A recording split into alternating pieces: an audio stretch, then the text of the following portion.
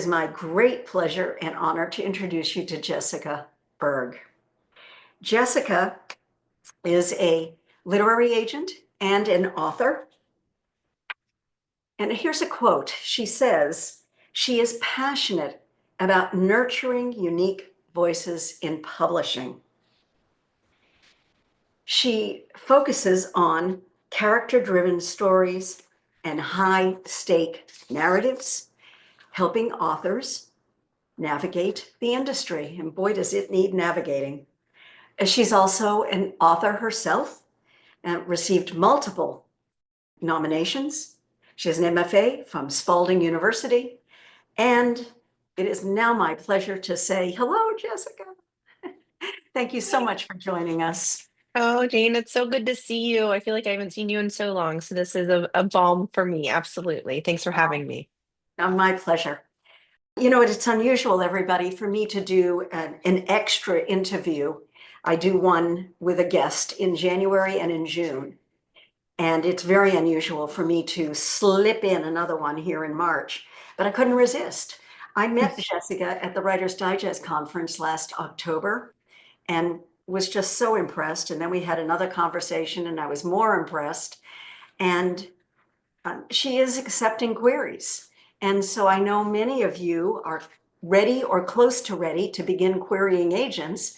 So I didn't want to miss the opportunity to introduce you to one who impressed me so much. So let us jump in. I have a bunch of questions and then there'll be time at the end for your questions. So put them in the Q&A, put them in chat. I think John does prefer the Q&A and likes people to vote on them so he can prioritize. But let's start with, would you give us an overview of the current publishing marketplace? What's selling well, what's not? What are publishers looking for? That is such a big question. I think that that's something that we're always looking at. Right now, I'm seeing a lot of genre mashup. So I think across the board, we're beginning to realize that we might not just be mystery readers or police procedural readers, that we'd like to have a little bit of everything in our books, which I think we're seeing from film and television as well. So things that are selling really well are things that combine genre tropes from the standard genre that we love with something that feels a little bit unconventional. Aside from that, if you're not a genre mashup writer, that's okay. Upmarket book club fiction always sells very well because everyone enjoys a little bit of escapism. I want to interrupt. Would you define Yes. upmarket? Yes, so upmarket would be anything that you find in a book club or you might see in an airport bookstore. This is the kind of trade paperback that you'd find in Target or in Costco. It's going to deal with themes that might leave you feeling some kind of feeling, but is not so heavy that we would classify it as literary fiction where you need to read it and then go, reevaluate your life for a while. Yes. You feeling something, but Yeah. it's not so heavy that it leaves you needing to go into a corner, curl up in a fetal ball and re-examine your life. Yes, I that's love that. exactly it. I mean, I think that that's the biggest distinction, right? And I am a recovering literary fiction writer, so I feel like I have some authority to be able to classify it as such. Okay, so what's selling are these mashups, and I'm gonna ask you more Yeah. about that in a moment. Yep. Upmarket book club fiction. Okay, Yep. what else? And then I think horror and thriller are having a magnificent moment, and we're seeing horror and thriller in a way that maybe mainstream readers were not expecting or anticipating. Not to say that it's softer or it's any more gentle, but horror is showing up in places that we were not prepared for, I think. So that's kind of that mashup that you were talking It about. is kind of that mashup, but I think it's also blending in horror with other elements so that it doesn't feel so strict, right? So not necessarily borrowing a genre trope from romance, though that's definitely having a moment. But to say like we can talk about social issues under the guise of horror or under the guise of thriller, so as to maybe make sense of what's happening in the world. In a sense, it becomes a metaphor. Yes. Yes, of course, right? We're not ready for dystopia as for obvious reasons, but we are ready for something that maybe makes our heart race a little bit, keeps us up at night. Before I go back to mashups, Yeah. anything else that's selling nicely now? Always, I think in the nonfiction space, if we want to move over to there, body, mind, spirit books always tend to do well. Cookbooks are always an easy sell. I think if you're hovering in the memoir space, it needs to be absolutely hyper personalized so that no one else could have ever had your story. Biographies, histories, those kinds of things are just perennial in the nonfiction market. Great. Thank you. Hmm.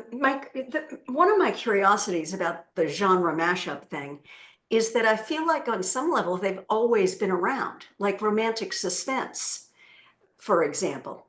And now I guess it's a newer thing of I can't pronounce it, the romance fantasy thing, Romanticy. romantasy. Hmm. Hmm. So that may be a newer one, but I feel like in fantasy, there's always been a lot of romance, hasn't there? So I think so also, but I think this is one of those times where the market is saying, oh, we finally have a word for it. And now that we have a word for it, it means that we can not only categorize it as such, but market it as such, Hmm. which then opens us up to a new genre of readers. That makes sense. The way I always describe sort of broadly publishers' thinking on this is that it has to be simultaneously fresh and familiar. That's Because if it right. isn't fresh, it's going to feel derivative. Who wants that? If it Yeah. isn't familiar, they're not going to know how to market it. They're not going to know what keywords to assign to it, what section of the bookstore to tell Barnes and Noble to shelve it at. Hmm. Is that right? Yeah. That's absolutely correct. Right. And so you brought up romantic suspense. I agree with you that that has been around for a very long time, but it's difficult to classify that because we don't yet have that genre in our Barnes and Noble where we know we can go directly here and it's all romantic suspense. We're seeing a lot of authors come through who are just breakout stars in the space. So maybe 18 months from now, we do get that, carved out in our spaces. Yeah, interesting.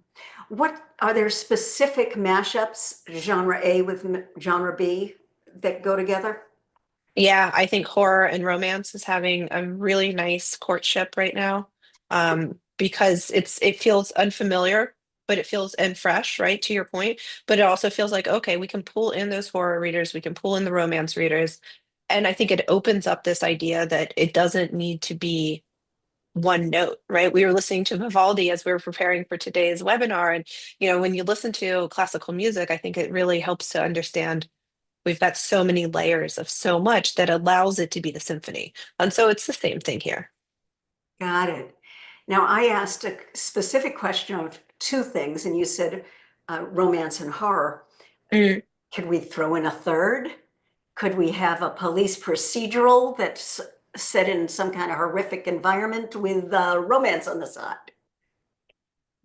think that would be in the hands of the author, Jane, because that's a lot, right? It's already difficult to balance the tropes of horror plus romance, for example. But if it's a police procedural, which requires a really specific kind of main character, a specific kind of conflict, and then you add in the horror and then you add in the romance, I mean, I'm never going to say never, but I think that would be really, really difficult for an author to successfully execute.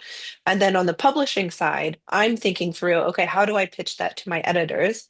How is my editor going to sell that to their pub board? And then where does that go in the bookshelf? Yeah. So maybe for now we stick with two genre mashup ideas, and in a few years we can add in the third. Okay, that sounds good. But I also like what you said, which is sure, it'll work if you can make it work, Yeah. because we never want to discourage authors from pursuing their unique vision if they can pull it off. You're just saying it's really hard to pull that off.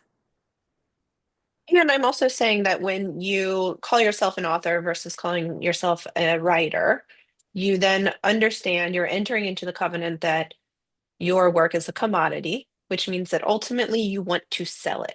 And so if that is your end state goal, yes, you can be experimental and yes, you can push your genre limits and your conventions, etc. But if your end state goal is to sell your book, why make it harder? Yeah, right. This is already hard enough. What we're doing is so hard. Let's make it easy for at least a little bit until you build that readership, and then you can get a little weird, right? Sounds good. Makes perfect sense. Let me ask you this. You mentioned romance and horror. Any other duos that you would be interested, you think have a moment right now? I think romantic suspense absolutely is a great mashup. A domestic thriller where we have a domestic situation with thriller elements, which means really tight pacing. Those are all shining. But I think we can expand that to be anything, right? You can take an espionage narrative and add in a romance that doesn't have to feel like a B plot, right? It can be the driver. I'm thinking of Chris Pavone, and you know I am Yes. absolutely right.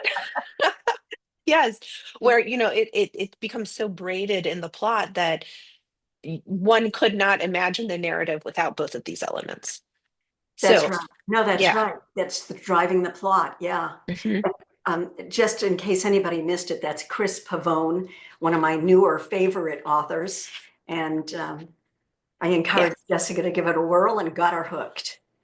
And I shared with everyone. I mean, absolutely. Hey, have you read this? Oh my gosh, you have to read this book. And And they're so consumable. Oh my gosh. yeah, Oh, but that's word of mouth, right? yep. It's that it enters your mind at a certain point in the conversation and you can't help yourself from telling people. And then that person tells people, and yay, let's all try for that, shall we? Yes. It's Yes. that's great. Um, we hear all the time that agents are always looking for good books. What makes a book good? What makes a book good is a very subjective question in a subjective industry. So I'm going to give a subjective answer and say that what makes a book good is the voice and the level of craft that I see on the page. So I might not immediately think I'm going to be drawn to a particular plot or trope, but if your narrative is propulsive, if you hook me with your voice, then I'm going to keep reading. And that's a terrible answer. I know it is because it gives nothing actionable to an author to say, oh, I need to go work on this, except to say, what you need to work on is your craft. Do you understand the elements of a scene? Do you understand how to braid in a perfect plot twist? Maybe read Jane's books and that will help you get there, right? I'm just saying. I'm just saying. But it's working on the craft to get the story to the point that makes someone forget about their to-do list, their emails, and that's all they can think of is reading the book. Right, like you can't go to sleep, Yes. the one that keeps you up all night. You used voice. I introduced you by saying you're passionate about the unique voice. Here's another term that's probably impossible to define. What do you mean by voice?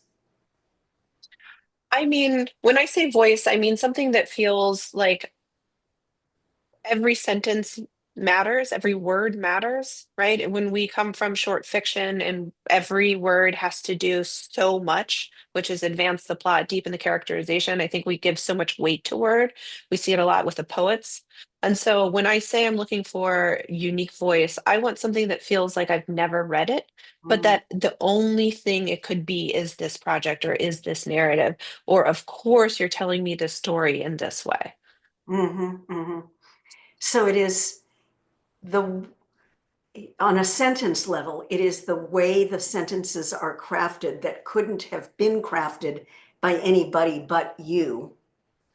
And on a story level, it has implications for structure and point of view and the like. Structure, yeah, point of view, pacing, the Pacing. conflict. Yep. I think those are all very important, especially as, our attention spans continue to shrink. I think that pacing ultimately will become more and more important as we look at the written form. So I just asked you what makes for a good book. Now let me ask you what makes for a good client. Oh, wow. Um, this is a relationships business, first and foremost. So I think what makes for a good client is aligning in a shared vision of what we want the career to look like, what we want our communication to look like, and then also a deep understanding of what my role is as the agent and what their role is as the client, right? Our industry has absolutely shifted considerably over the last 10, 15, 20 years. So what previously was thought of as part of the agent's responsibilities, and I'm thinking specifically of like heavy developmental edits, is not necessarily what an agent does, right? So, an ideal client is a person who comes to me with the most polished product that they can, who trusts me enough to sail their career in the direction I think it should go, and then allows it to be a collaborative effort so that we're both working our two railroad tracks to get them to success. Do you do developmental editing? I do, but not in the way that I did as an editor, of course, and not in the way that I think some querying authors anticipate an agent to do. And that's because, when we're coming to our queries and we're reading in our inboxes, this is a significant portion of, the time that we invest in a potential client, and it's all unpaid. And I think that that's important for everyone to recognize. Like, for as much as I want to champion the work, and the work is what drives me, this is also like I enjoy having a coffee every now and again out and, doing things that require money, honestly. So I do developmental editing for my clients. Once we are clients, we've entered that relationship, but I'm not going to be able to provide dev ed or deep personalized feedback for every query I receive. Oh, isn't that funny? I want to back up a minute because that never, never, never. I would Yeah, not expect an yeah, agent to do that at yeah, all. yeah. So let me just make sure everybody understands what we're talking about here. Agents earn 15% of what you earn, um, typically 20% for foreign sales because the foreign agent gets 10. Mhm. Although I have run into agents that charge 25% for the foreign sales because the foreign agent wants, say, 15 or whatever it may be. When my issue is if I'm paying 25, that's, 75% is of a lot is better than 5% of nothing. So it sort of doesn't matter to me. Um, and they only make money when you make money. So that you never pay a reading fee ever to an agent. And agents, if they sign you, they are now committing to helping you succeed. And an agent may say to you, I think this project has promise, but it needs work. Mhm. And refer you, and I'm going to ask if you do this in a second, refer you to a developmental editor that you would pay privately to help you get it into shape where now the agent can help you bring it to that final level before it's ready to go out. Others, once you sign with them, will in fact take on the developmental editing themselves. I am awed by the amount of work agents do for nothing without getting paid. It is just astonishing to me as a business model. And I just hope always that everything I do is really successful, not just for me, although that's part of it, of course, but I want to reward my agent. I want them to, you know, Yeah. get rich on me. Yes. Uh, Yes. and there, Oh, I'm sorry, go ahead. I was just going to say, and then there's also, they do get a percentage, typically the 15% of the Hollywood film rights, any kind of options that come off. And that just happened to me. I'm so excited Yes. with the Josie Yes. books. But that also was at 15%. Okay, Jessica, take it away. Okay. So I'm a type A creative, so I love keeping data and spreadsheets and tracking everything. That's just intrinsic to who I am. And I track how much time I spend from the time I read the query until I offer it, until we go on sub, etc. And it is about 75 hours of work before we get on submission. because it's reading the query, it's looking at the author, it's following them on social media for a while. Do I like who they are? It's having the call. Then it's okay, here are top high level dev ed ideas for you to consider.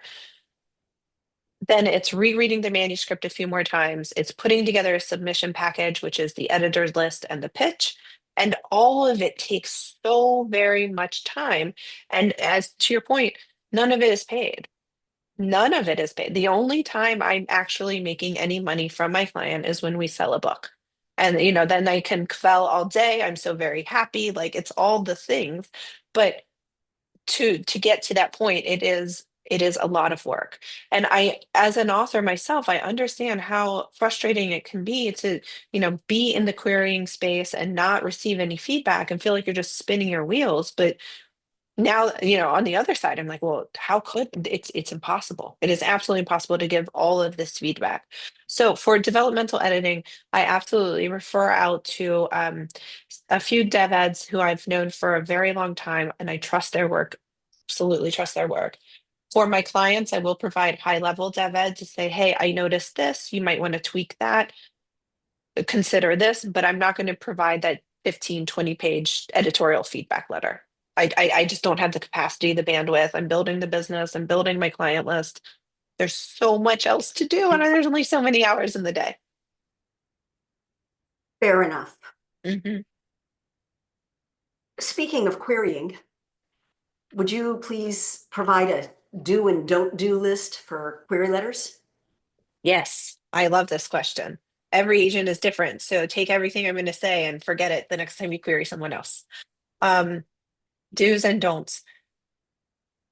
Don't start by apologizing. I'm sorry I'm bothering you, or I'm sorry I'm in your inbox. Own your space, be there. We'd love to see you. Just start with your book. I like to see metadata right up top. And that means I like to see, Dear Jessica, today I'm introducing title, word count, genre, period. It will appeal to fans of Comp Title 1, Comp Title 2, Comp Title 3. I am querying you because whatever. Those three sentences right up top help me understand what kind of project I'm looking at, who the person is, and if they've done the research to say, I'm querying you for a specific reason, right? Not just that I'm carpet hosing 25 agents at a time. So that's really important to me. Then I need to see, and I know not every agent agrees with this, I want your salient plot points and I want the resolution in the query letter. I very much dislike when a query letter reads like back jacket copy to say, will she survive? Will she get the treasure? I don't know. I would absolutely love for you to tell me because then it's all informing what I'm going to look for when I read the synopsis. Let me ask some questions. Yes. I get the metadata. Yep. I get the writing to introduce. But then you said, and I'm writing you because, and then what was in that section? Like they So, want, are you looking for, I know you represent A and B and therefore you like this kind of thing? Is that? I like to see that because on the flip side, when I'm sending your work to editors, I have done that work to say, I love your list. In particular, I consumed this book, and that's why I'm sending you this project. And so I think I just feel like it needs to be reciprocal there, right? So if like I'm looking for a gothic horror romance right now, and I'm talking about it a lot on social media. So if you know that and that's what your project is, and you say to me, I'm querying you because of this, I'm going to say, okay, this author is doing their work, which is, all the other work that we have to do as authors. It's not just writing the pages. It's actually like saying, okay, I'm querying you for a very specific reason. Right, right. Because you are Hmm. looking at this Yes. kind of project.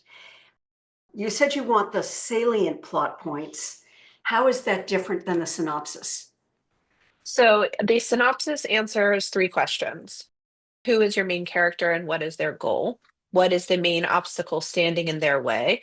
And what is the resolution, right? That's the three big things that a synopsis answers. But a synopsis is 1 to 3 pages, so we will get extra information, maybe about a B plot, maybe about a love interest, maybe about the secondary conflict, so that we get a full idea of the narrative. In the query letter, because it's truncated and it's very, very short, I want, you know, inciting incident, midpoint, endpoint. I want to know the gist of the story. So another way to say that is to say, I want the elevator pitch, or I want what you text your best friend. I just read this book and let me tell you about it. Because I think that when you can distill it in that way, it means that you've turned the narrative around in your mind often enough that you're able to talk about it. Because you absolutely have to expect that when we have the call, I'm going to ask you a lot of really feels like peeling back the layers questions about the book so that I understand that you understand it. Got it. And you just said something interesting that you're able to talk about it. One of the things I always say is that telling plot is the kiss of death. And so it sounds like you're agreeing with me. In the query letter, you want to tell the story, the overarching arc of here's how it begins. Here's this thing that happens that really messes everything up. And here's how it ends. Yes, that's absolutely it. I want the story of it. I want to think about I want to come away from reading the query letter like, wow, I really want to read that book. But I personally don't like when the query letter is open-ended. I want to know what the resolution is. Yeah. I asked Hmm. my editor about that once because after once once you have a series established, you sell from a synopsis. And Hmm. I always hesitated because I wanted her to be surprised by the ending. And she said, yeah, no, it's an occupational hazard. Yeah. Yes, it absolutely is. That's right.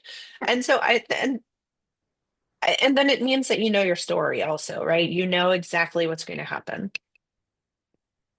Now, you started your own agency. I did. Tell me about it and tell me how it's growing. Yeah, so I didn't see a way into publishing for myself. I'm in my 40s, I have a mortgage, and I can't afford to spend 6 to 12 months in New York as an unpaid intern. That's just not realistic or feasible for me. And I think my life has, the hallmark benchmark decisions of my life have been I don't see a way in, so I'm going to make this way for myself. I spent a long time as a developmental editor. I thought about opening an agency for a long time. I spoke to my agent about it, who agreed with me that it was a fantastic idea, not a fever dream. And so then I read in her slush for a while and realized I love this job because this is the ultimate connector job for me. I get to take an author and their project and help them marry an editor who are going to take them off into the sunset. And it's just fantastic. So I'm going to we opened, interrupt again to two things. yeah. First, would you define slush? Yes, slush is your query inbox. So I'm trying to train myself from not calling it slush because I've heard that that can feel a little derogatory. So they're all the queries that come into my inbox. Okay. Number two, um, what is the name of your agency? Rosecliff Literary. Rosecliff Literary. And Rosecliff Yes. is one word. Is that correct? Yes, Rosecliff is one word. Mhm. Okay, now, so you found it was going to be a perfect job, and And I just hit the ground running. So we opened in May of last year. I have signed 12 clients. Just sold a project, close on selling a few other projects. So we're very excited about all of those developments. Everyone else is on submission, and I'm actively looking for a few more projects to take on this year. We just announced our first associate agent, Tommy Dean, who is pretty well known in the small fiction space. So Fractured Lit and Uncharted Magazine, he's the EIC for both of those. And we're getting ready to announce our next agent in April, who is going to focus more on the SFF space and some women's fiction. So we're definitely growing. spec sci-fi, Yeah, well, yeah, science fiction fantasy. science fiction, fantasy, Yep, and women's fiction. That's women's fiction. that's Yeah, great. That's great. yeah. And congratulations. That's very fast growth. I have been working a lot. You know, I have been working a lot. But it's one of those things, Jane, where that I don't feel like it's work. I mean, I have to pull myself from my desk every single day to say, okay, you need to go outside and get some sun. You've got to get out there. This isn't going to work for you. Um, but That's it's a funny. job that I take very seriously, obviously, right? Like, authors are trusting me with their careers, so I feel that I owe it to them to do everything I possibly can. It's a wonderful attitude. If anybody here is interested in querying you, how do they do that? Query tracker is the best way.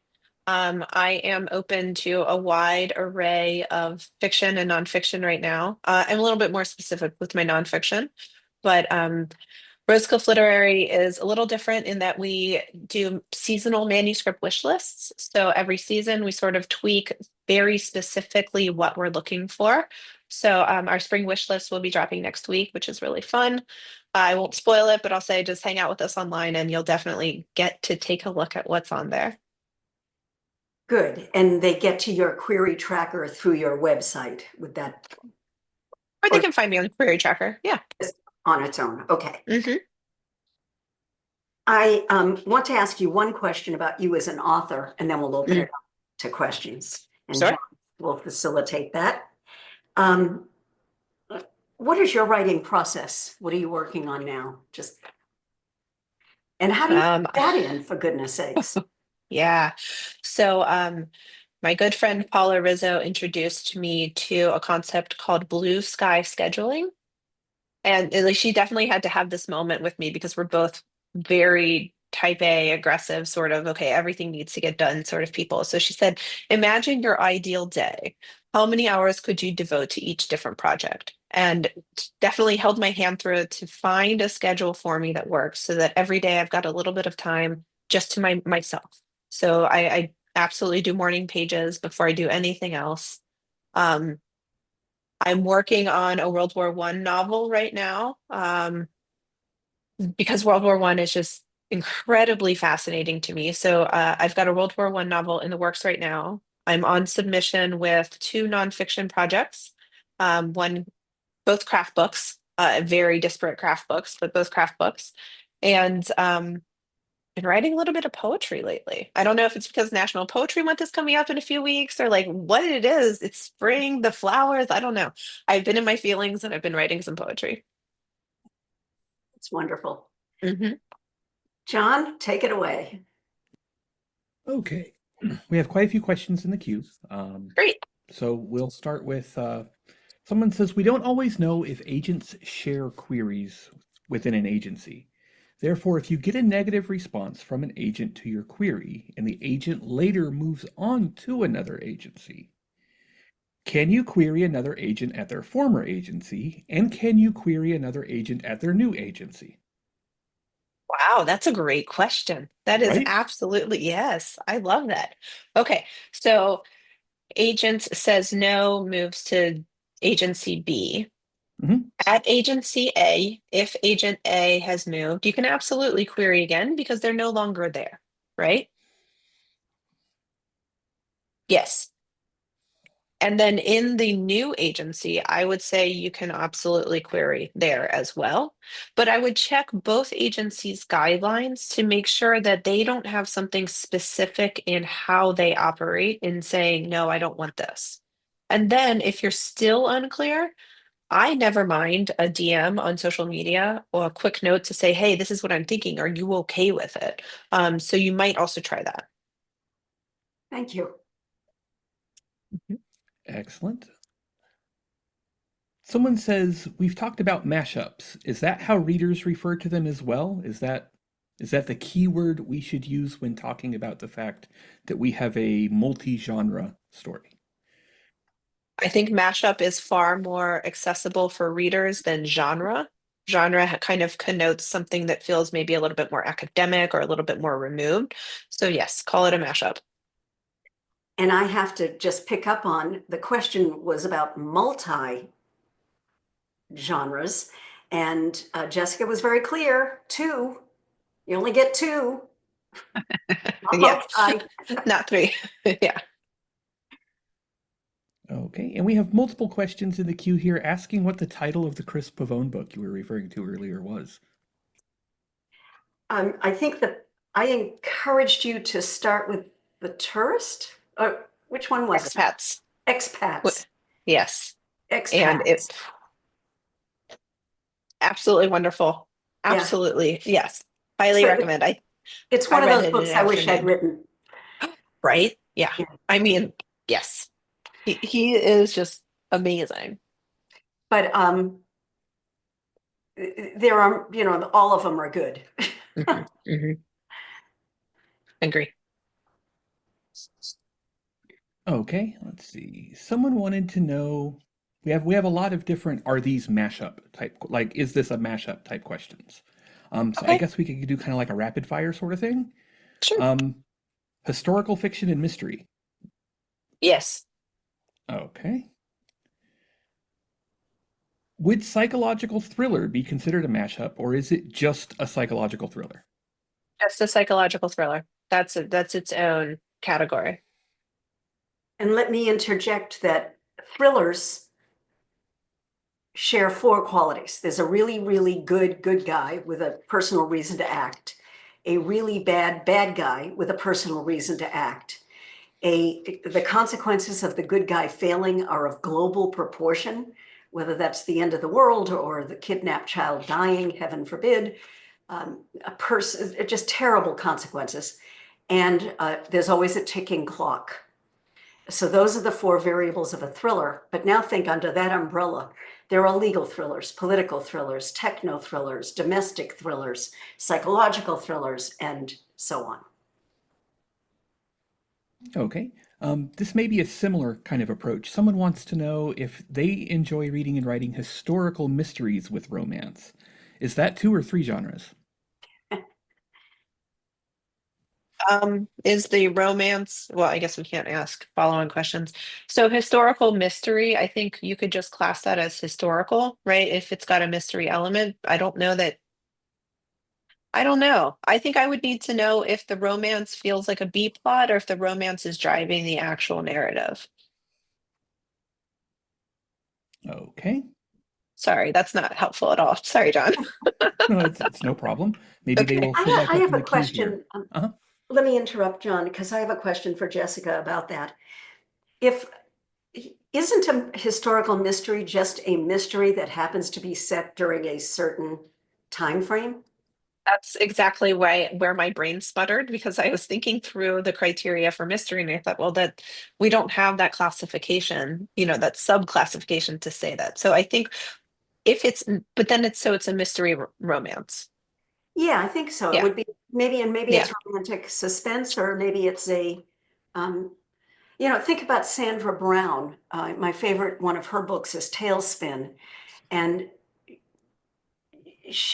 these are thrillers.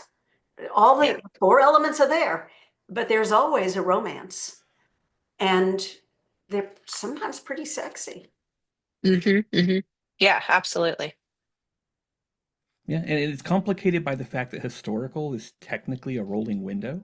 We're just living in it, so it's a very slowly rolling window.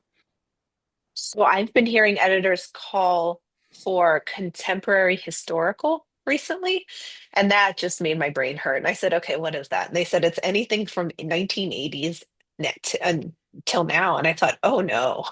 Oh no. Because when I think historical, I immediately go, we're back in the early 1900s, but World War I, right? World War One, that's exactly right. But now I guess that's ancient history. I don't, yeah. Yeah, Okay, sorry. I just used an example, and I'm not going to remember. I can look it up. It was set in India, Mm, like the 1500s, and that's so interesting, right? right. Yeah, yeah. I mean, I don't know that I need a 1970s fiction right now as much as maybe I would appreciate 1500s. Like, let me get way away from the world. Yeah. Okay, that was most of the mashup questions. So we'll move Okay. on to someone wants to know, is the market for short stories or flash fiction okay right now? Market for paying flash fiction and I'm paying Let's short assuming assume stories. so. let's assume they need paying. Yeah. That's going to be tough. It's a very competitive space. If you're compelled to write really compressed fiction, there are so many amazing literary journals out there, both associated with university and not, that you can find a route to publication in, and which can then lead to, best short fiction nominations, pushcart noms, um, best microfiction. There's a lot of anthology. There's a very vibrant space there. Short story, I think, might be having a little bit of resurgence because I'm particularly hopeful that the novella is going to come back soon. I think that it's just poised to be so readable, so digestible in this era of short attention spans. But paying short fiction it's a hard sell. Let me make a couple of comments. Yep. We at the Black Orchid Novella Award define a novella as 15,000 to 20,000 words, just for your information. Crime fiction, paid, Alfred Hitchcock Mystery Magazine, Ellery Queen Magazine, sci-fi, analog, and Isaac Asimov, both magazines that publish and pay for short fiction in those two genres. Mhm. I mean, and if we think that the long form fiction market is competitive, like, whoo, wait till you get to the short form fiction because it's even more so. It really, really is. Okay, and that kind of leads into another question. Well, you've both mentioned that tighter and tighter pacing is becoming more of a necessity as attention spans shrink. Is there a point at which books and stories should be encouraging lengthening that attention span or attempting to counter that trend? I mean, I love the concepts there. Like, yeah, that sounds great. If you can do it, please do it. But I don't know. I think it's going to be a Sisyphus experience because we are, I mean, an 8-second video now is too long on social media, right? I just had my meeting with my social media manager and she said, you need 5 seconds to get them. I don't know what to do in 5 seconds. I'm not even ready in 5 seconds. So, yeah, I mean, I think if you can, that's great, but I don't know that it's ever going to be possible. Jane, do you feel the same way? Well, it's interesting that you say that. I do think literary fiction allows for a slower pace. Yes. And I think readers expect a slower pace and expect to spend more time with it. I think that within, my field of expertise is mysteries. And I do think within traditional mysteries, cozies, a slower pace is more expected. But when I say a slower pace, I'm not talking, I use my roadmap, my plotting roadmap, which is in both of my craft books and discussed further in Beat the Bots. Where in traditional mysteries, I expect a plot twist of some sort every 70 to 90 pages, traditional mysteries. Literary fiction, it might be 100, 110. They're still there, but they're a little bit further spread out. And the fastest paced novel I know is Dan Brown's Da Vinci Code, which has a plot twist every page, and some of his chapters are half a page long, and there's a plot twist. It is astonishingly structured and paced. It's an astonishingly successful literary effort. Whether you like the book or not, that isn't the point. The point is, Mhm. you cannot put that book down. And so Yeah. I would really put that on one end of the spectrum of speed and a beautiful literary fiction novel that works at just a much slower pace. Something like Judith Guest's Ordinary People comes to mind, Mhm. where, I mean, it's all of the emotion. It's the emotion, and there's just not that many plot twists in it. But that's what we expect when we're reading literary fiction. It's the contract that you're making with the reader. So I think if you're writing commercial fiction and you're trying to increase attention span, it's just going to be one of those things that feels impossible, and then you're going to be frustrated with your work. I agree with that. And I just glanced at the time and see that we're coming up on the 2 o'clock hour. And I know that some of you, for scheduling reasons, need to leave. Um, Jessica and I are going to, and John, of course, are going to stay for a little bit longer and continue to answer questions. So I hope you'll stay. But for those of you that need to leave, just know that I hope you find great strength and solace from reading and writing. John, back to you. Okay. Someone wants to know, what about middle grade books? Does that count as its own genre when considering the 2 to 3 genre mashup limit? Boy, they're trying to sneak in that third genre, aren't they? They really are. They really are. So middle grade is its own category, right? We have adult, we have new adult, we have young adult, middle grade picture book. That's kind of the scale. So within the middle grade space, I think you could do a genre mashup, but because I don't rep or read in the middle grade space, I don't feel very comfortable answering that question with any kind of authority. Well, I'll answer it this way. There's literary middle grade, there's sci-fi middle grade, Sure. there's crime fiction middle grade. I think the middle grade, new adult, young adult, and all that, that's telling you your target audience. Yep. But within that category, there's still going to be everything from literary to genre. Yes, exactly. You can't, I said literary, is various genre. And of course, you cannot have explicit anything in middle grade. Young No. adult, yes. Middle grade, no. Right. Okay. Someone asks, you mentioned looking at a writer's social media after receiving a query. Is this their writing specific social media presence or their general social media page? What are you This looking to is, learn from this?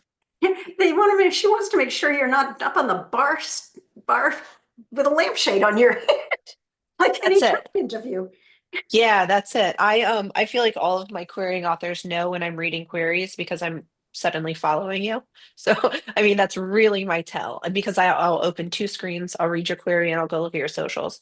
Um, I will look at how you show up as a literary citizen. Are you promoting other authors' work? Are you talking about craft? What are you doing? I'll look at your posting frequency, and all of this sounds so scary. I recognize that. It's not because I'm evaluating whether or not you have a strong social media presence. It's who are you beyond your query letter. If you're showing a lot of pictures of your cat, like we can probably be friends. My cat is our CEO, but I'm really just trying to get a sense for who you are outside of the work because like I said before, this is a relationships business, and I feel like you should be doing the same for me. If you're querying an agent, then you should know who they are online, how they're showing up. My personality is very intense, and I recognize that I am not the right person for many, many people. And so, if you know that about me, then you probably shouldn't query me, but you would be able to discern that and to pull that out of how I show up on my social media pages. So, that's all I'm doing. That's Okay, such a and that great answer, I must say. That, I mean, that really is, that was very robust, very three-dimensional. And she Yeah. wants to make sure you're not on the bar with a lampshade on your head. That's it. Or you really, really have to tell me the story. Like, that's going to be my first question, right? someone else asks, is it better? Obviously, having a good social media presence is best. But if you had to pick between an author having no social media presence or an author just having a very weak or unconcentrated, focused social media presence, which would be better? Unconcentrated is fine because we can learn to concentrate it. I provide social media training for all of my authors because that's how you sell books. That is the number one way in this year. And so I would rather see that you're trying and maybe not, maybe you don't have the skills or the tools that you need to make it successful because that's where I come in. This is what I do. This is part of my job is shaping your career. Okay. Someone wants to know, can you pitch a book as being upmarket without specifying another genre? Sure. Upmarket fiction is its own thing. Absolutely. Okay.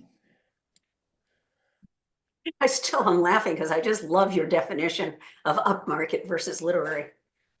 I think that it holds though, right? Because Mhm. I do read a lot of upmarket and I do love a literary fiction novel. I don't know, maybe I'll have another definition in a year or two. But right now I feel like that's really working for me. Yeah, no, I think, yeah, absolutely. It's Yeah, succinct, it's clear, it's great. yeah. Thank you. Okay, someone asks if your novel is the first in a series, when pitching it, should you say so or just say that it has series potential?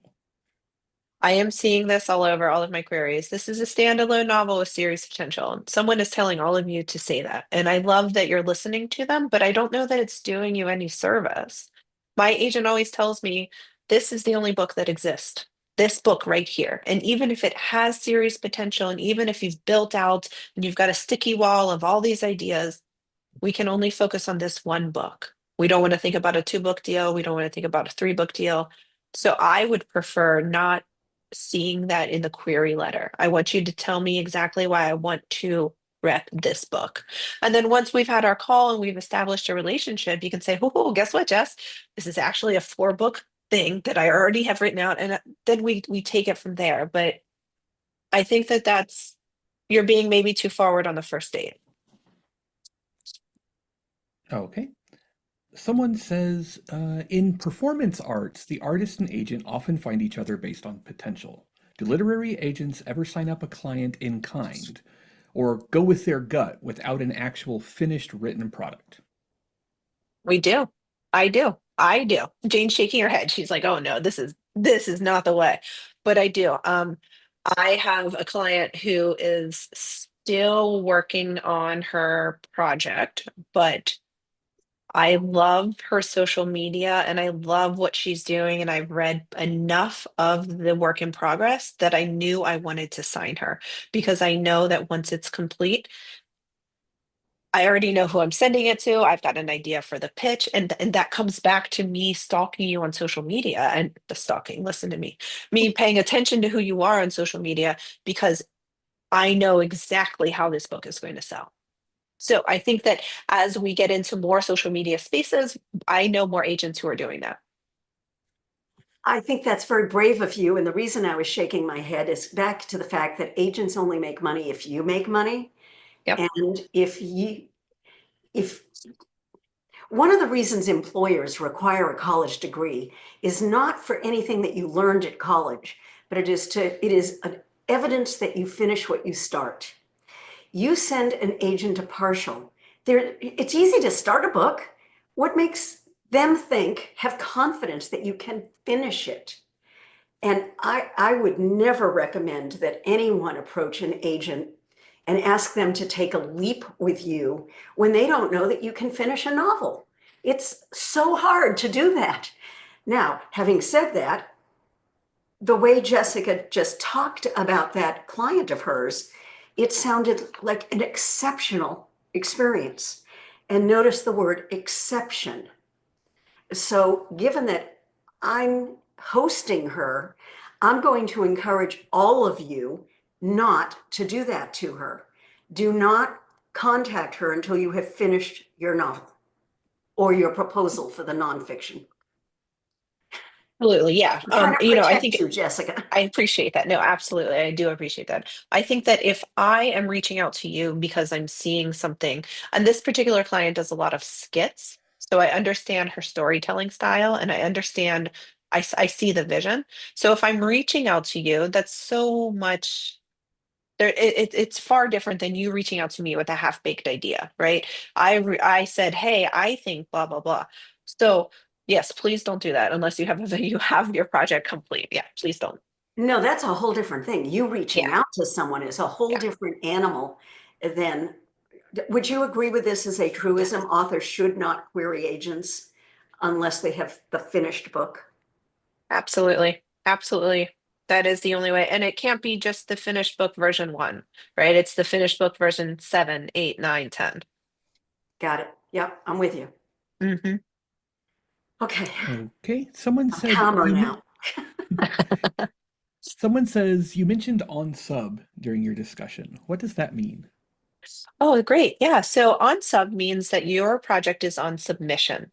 So once you have secured literary agent representation, you and your agent will develop an editor list. So these are editors that your agent will target at imprints of publishing houses that you want to see your book at. and you will have a pitch that's created by your agent to sell your project the to the editor. So that whole process is called being on submission. Being on sub can last just as long as being in the querying trenches, um, or it can be really short. It really, it's all variable. But that's the first step in getting your book sold. Okay. We had a market-based question. Are retreat-oriented thrillers selling, and are there any interest in thrillers about cults in particular? Cults definitely had a moment recently. I think we saw a lot of that in nonfiction over the last 3 years or so. I'm not, I mean, retreat-based thriller, I feel like I would need more information about what that's asking specifically. But, so if it's a thriller that's taking place at a retreat, I think that's great. Yeah, let's see it. Okay, and someone wanted to know if you particularly are interested in cozies with humor at all. Sure, I'll take a look at a cozy with humor. Okay. Someone asks, I've made significant edits to my query letter that I'm sending out since submitting at the start of the process. Does it make sense to pull my query and resubmit it if I feel like my new query is much stronger? That's a gamble because let's imagine that the agent you're querying, you know, they're slowly chipping away at their query inbox. If you pull it and you pull your place in line and then you're at the bottom, that's one side of it. But if you're getting, I always say, send out your queries in batches. So do 12 to 15 or 15 to 20 at a time so that you can gauge whether or not you're getting partial requests or full requests or any kind of engagement on the language itself. Because sometimes your query letter is it's the block between the agent saying, hey, I want to see something because it's not written clearly enough or whatever.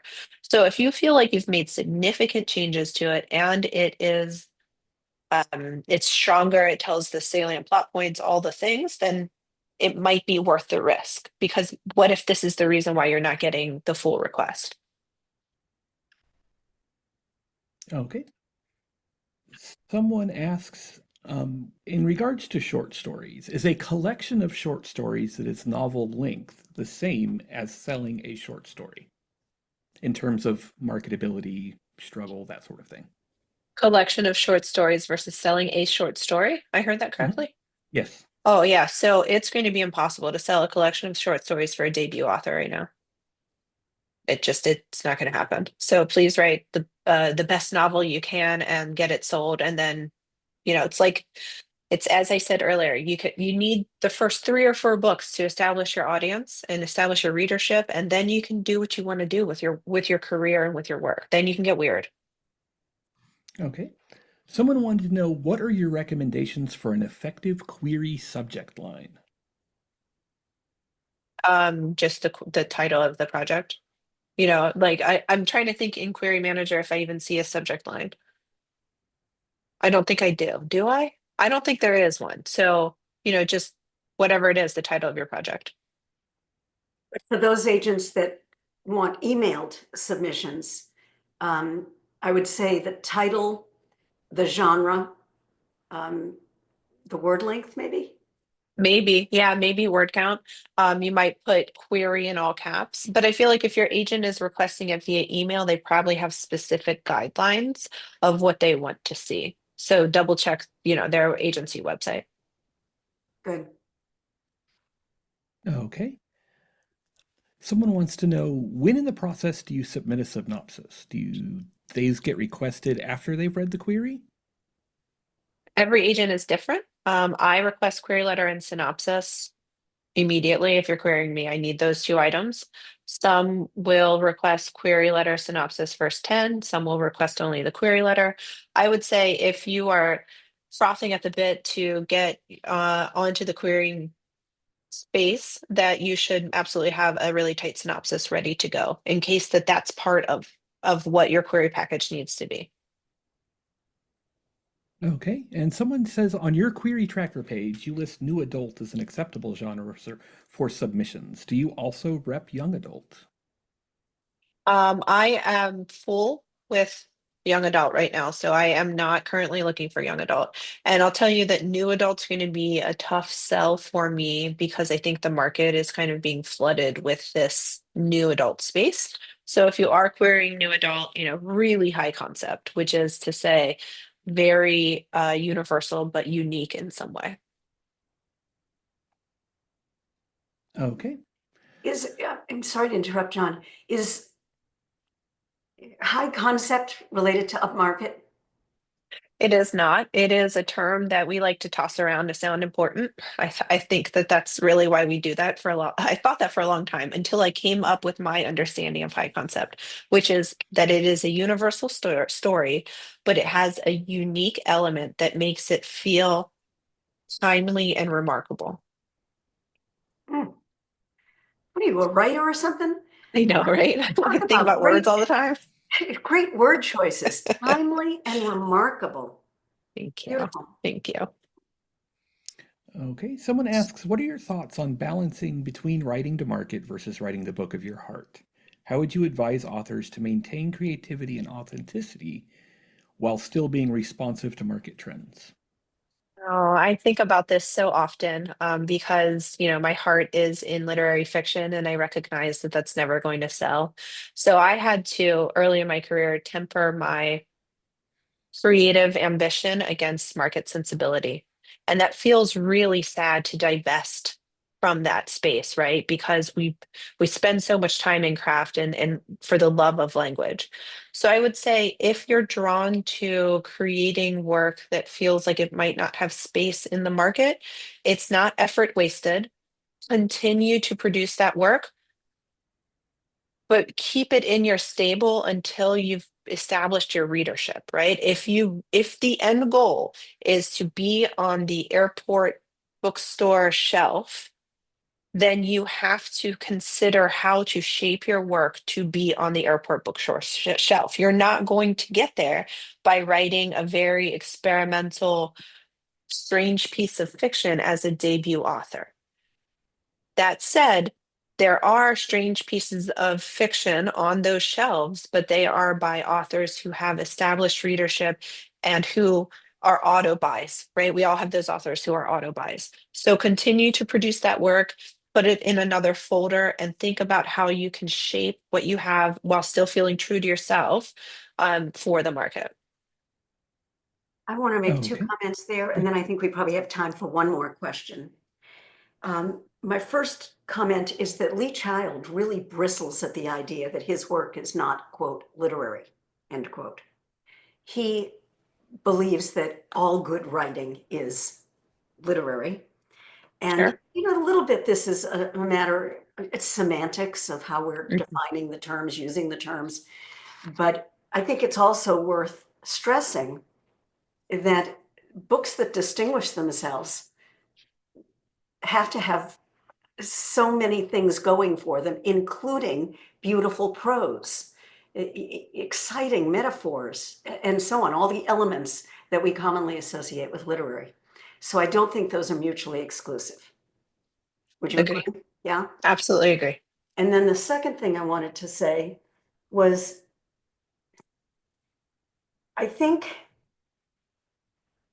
that I, I think when you tell the truth, people will beat a path to your door. I think the world is hungry for the truth, and you will be rewarded for it. But this is Mhm. emotional truth I'm talking about. Uh, Mhm. and I'm talking within fiction, genuine emotion that, you want to write about autism. You don't write about autism, you write about one autistic boy and his experience. And if it is emotionally honest, it's going to resonate with that universal theme that Jessica was talking about. And then I Yes. have one last question, and then one more question from the audience, and uh, Sure. that'll be it. In terms of high concept, is that something that you would want to see in a query letter, or is that something you as the agent conclude? Yes, I would conclude that absolutely. I don't want you to tell me that it's beautiful. Let me decide for myself. Yeah, it sounds kind of pompous, right? Right, absolutely. But I think that, that then comes back to market positioning. if I recognize that a narrative is high concept, then how I formulate that pitch is going to, be driven by this idea that, okay, we've got these immediate stakes, et cetera, et cetera. So it's one of those things that we just kind of keep in the back of our minds. Great, thank you. And John, one more. Okay, one more question. People would like to know, you've talked so much about social media. Where can they find you on social media? Yeah, that's a great question. I am Rosecliff Lit is Threads, Blue Sky, and Instagram, and then I am there as well as Jessica_Berg. So if you find Rosecliff Lit, you'll be able to find me. Okay, and with that, I would like to say we do have quite a few questions in the queue here. If any of them are generally answerable, you may find answers to those in Jane's Ask YouTube Shorts, short 1 to 3 minute answers to common questions about writing that let you find out what you need to know and get back to writing on your story. That's available at janecleland.com/YouTube.